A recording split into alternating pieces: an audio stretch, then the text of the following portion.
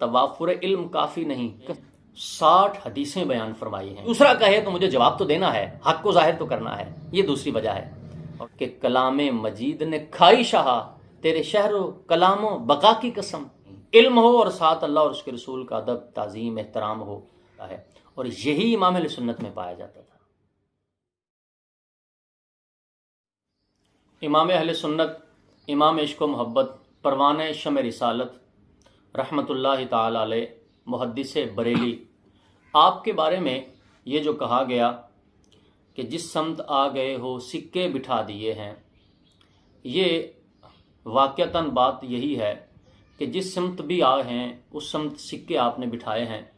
اس کی جھلک ہم آپ کو دکھانا چاہتے ہیں، سنیے، پڑھیے، مطالعہ کیجیے اور اپنے ایمان کو تازگی بخشیے۔ آپ کا جو شورۂ آفاق فتاوی رضویہ شریف، جو کہ تقریباً 30 سے زیادہ جلدوں پر پھیلا ہوا ہے، مزید اگر اس کی تصحیح کی جائے، عبارات کا مزید ان کی وضاحت کی جائے، جہاں بعض اردو عبارات ہیں ان کا بھی اگر مفہوم بیان کیا جائے تو یہ جلدیں اور زیادہ وسیع ہو سکتی ہیں اور زیادہ پھیل سکتی ہیں۔ آئیے میں جو آپ کو مثال دینا چاہتا ہوں، ایک جھلک دکھانا چاہتا ہوں، اس کی طرف آپ توجہ فرمائیے۔ چنانچہ امام اہل سنت نے فتاوی رضویہ شریف کی 9ویں جلد میں مردے سنتے ہیں یا نہیں، اس پر بڑی شاندار گفتگو فرمائی ہے، اور آپ نے ایسا ایمان افروز اس میں مواد نقل فرمایا ہے، اور آپ نے اس کی ابتدا میں لکھا ہے کہ میں نے اس کو چند تاریخوں میں رقم فرمایا ہے، اس کو تحریر کیا ہے۔ یہ تو خیر بارہا دفعہ کی مثالیں اور آپ کی شان موجود ہے کہ بعض اوقات آپ نے چند گھنٹوں میں بڑی مضبوط تصانیف جو نا وہ اپنے قلم کے ذریعے کائنات کو دی ہیں۔ اللہ تبارک و تعالیٰ ان کی غلامی میں ہمیں استقامت نصیب فرمائے۔ تو 9ویں جلد میں آپ نے جو اس موضوع کے حوالے سے جس کو میں نے ذکر کیا، گفتگو فرماتے ہوئے آپ نے اس میں 60 حدیثیں بیان فرمائی ہیں۔ صرف 60 حدیثیں نہیں، دیکھیں حدیث پاک تو حدیث پاک ہی ہے، ایک بھی اپنے موضوع کو ثابت کرے تو ظاہر ہے مستدل کی حیثیت رکھتی ہے، اس کی اہمیت ہے، لیکن بہرحال بات کو پختہ کرنے کے لیے، واضح کرنے کے لیے، معاندین اور منکرین پر معاملے کو مضبوط کرنے کے لیے 60 حدیثیں بیان فرمائی ہیں۔ اس میں سے ایک حدیث کے ضمن میں جو آپ نے روایت بیان فرمائی ہے، میں اس کو آپ کے سامنے بیان کرنا چاہتا ہوں۔ ایک دو آپ کی تحریر کی مثالیں آپ اور بھی میں دوں گا، اور آپ کی جو تحریر ہے اور آپ کا جو علم ہے اور پھر ہم کافیہ اور جو الفاظ ہیں وہ طبیعت کو خوش کرنے والے ہیں، اور صرف طبیعت کو خوش نہیں کرتے، بعض اوقات ہو سکتا ہے کوئی یہ کہ صرف طبیعت کو خوش کرتے ہیں، نہیں، یہاں تو غیر بھی کہتے ہیں کہ بابے کا فتح رضیہ پڑھ کے دیکھو۔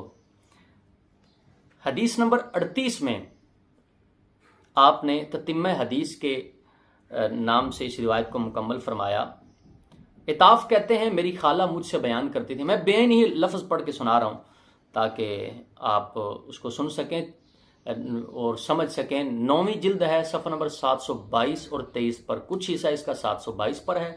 کچھ حصہ 723 پر ہے۔ یہ جو پوری کتاب اور رسالہ ہے بالخصوص جس کا نام امام اہل سنت نے اس وقت کی تاریخ کے لحاظ سے رکھا تھا، یہ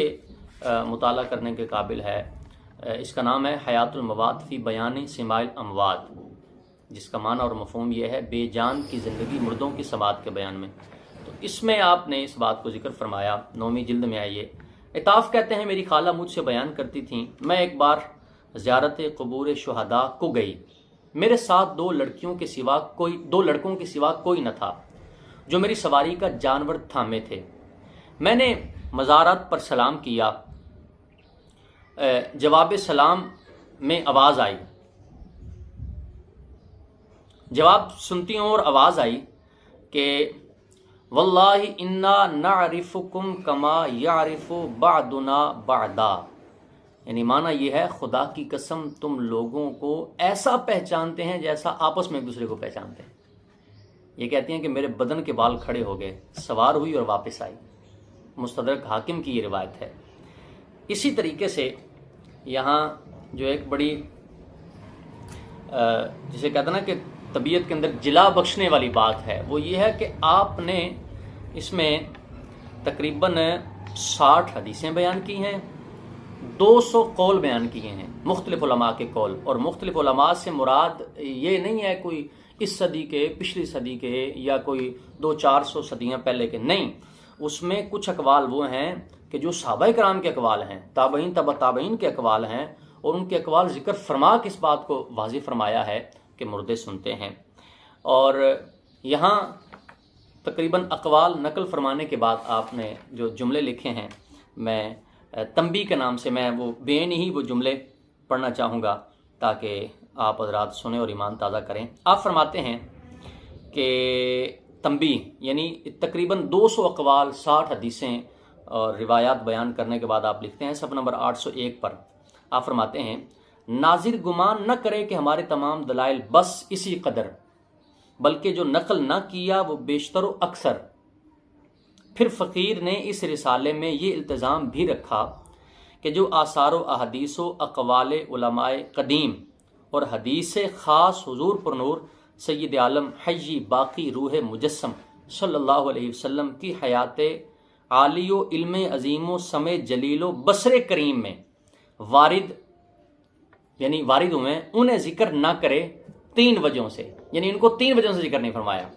اب یہ وجہ کیا ہے سنیے گا ذرا، اور آپ امام علیہ سنت کے عشق کو ملاحظہ فرمائیں کہ آپ کیوں نہیں اس کو ذکر فرما رہے اور کیا چیزیں آپ کے پیش نظر ہیں۔ اولاً فرماتے ہیں مسلمانوں پر نیک گمان کے خاص حضور اقدس صلی اللہ علیہ وسلم کو کوئی کلمہ گو مثل سارے اموات نہ جانے گا، یعنی کلمہ گو یہ تصور نہیں کر سکتا کہ حضور بھی بقیہ اموات اور بقیہ مردوں کی طرح یا بقیہ جو لوگ قبر میں جاتے ہیں ان کی طرح ہیں، یہ گمان نہیں کرے گا۔ پھر فرماتے ہیں ارباب طائفہ کہ ارواح موتا کو جماعت سمجھتے ہیں، شاید یہاں اس کلمہ مبغوضہ سے انہیں بھی احتراز ہو،